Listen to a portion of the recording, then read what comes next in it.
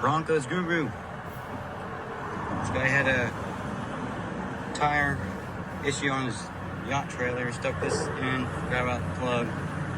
Unfortunately, in boating, sometimes we're just gonna make mistakes, and when those mistakes happen, sometimes there's gonna be a price to pay, just like we see right here, and just like some of the things we'll see in this week's episode of Boating News of the Week.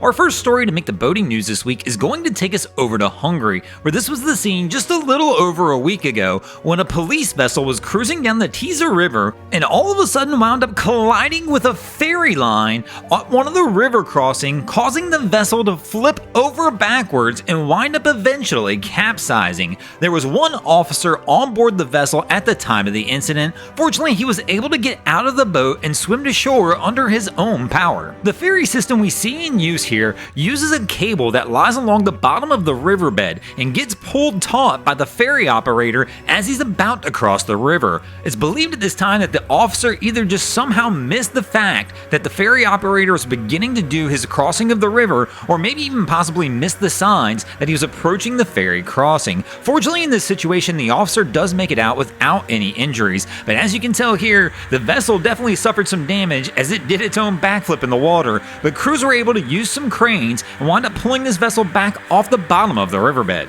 Really one of the wilder scenes we've seen in quite some time here on Boating News, and a very fortunate one for everybody to be able to walk away from. Our next story to make the boating news this week is going to take us over to Australia and show an incident that actually occurred several weeks back, but some amazing video footage has emerged from a crew member who was on board a vessel at anchor off the coast of Queensland when all of a sudden a vessel started coming toward him and the crew member ran into action. The vessel you can see off in the distance is the LNG fuel-equipped bulk carrier HL Echo, and it was coming in to try and anchor here at Hay Point when all of a sudden it suffered a propulsion issue, causing the crew to wind up losing control of the vessel temporarily, and so no injuries were reported. But you might think this is actually over, but it's not. This is where the crew members of the Serenity all jump into action, as the HL Echo is still continuing under power without full control, but it is now heading toward the Serenity's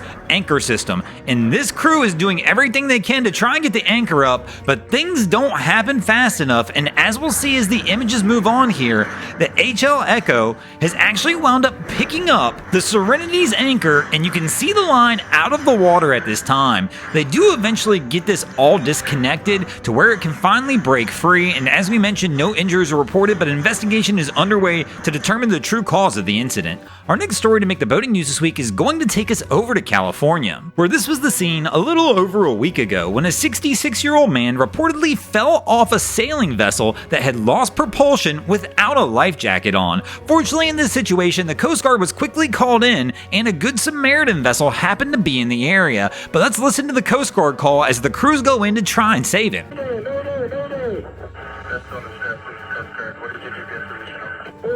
Losing engine power. Coast Guard Los Angeles, WS Retriever 16. Outbound Ventura Harbor, underway for SAR. 30 minute ATA. Sailing vessel perception, I'm right behind you.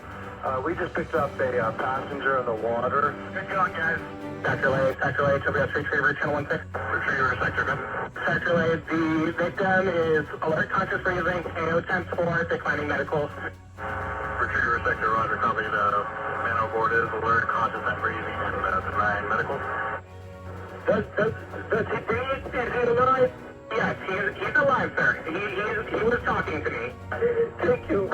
No worries. Stand by on this channel. The 66-year-old man was treading water for approximately 45 minutes before the vessel Perception was able to pick him up. Fortunately, the Coast Guard was able to grab him off the vessel and bring him back to his home vessel, not requiring any medical attention. But always a good reminder, if you're wandering around a deck on a vessel when you're offshore, probably a good idea to have a life jacket on. Thanks for watching, crew. Hope you enjoyed this episode of Boating News of the Week. If you ever see anything crazy happening on your waterways, be sure to hit us up on Facebook or Instagram and let us know, and you might see your stories over here. Just like Peter Sazima, Adam Coolidge, and Tobo US Ventura did this week. And if you guys haven't already, go ahead and drop an anchor on the subscribe button here.